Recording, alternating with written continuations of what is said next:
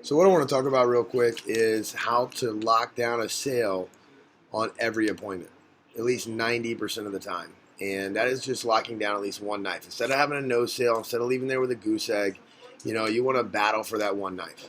Okay.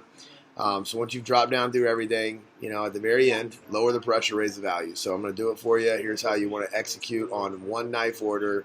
I know they're not the funnest, they're not the grandest, but they add up and they keep the goose eggs from adding up. So what you want to say is, very end, you go, well, hey, Miss Jones, if you don't want to get Cutco, no problem.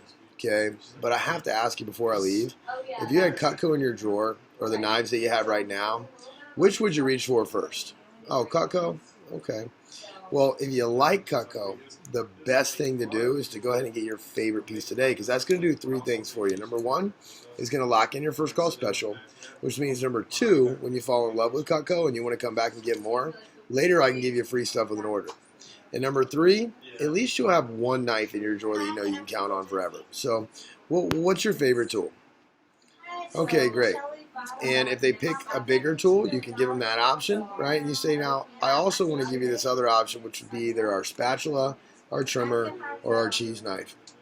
And if you did want to go ahead and start off with just one of those today and keep it minimal for the budget, these are all 64, 65 over 2 months. It's like 30, 32, 33 a month, which is basically like $1 a day out of the budget.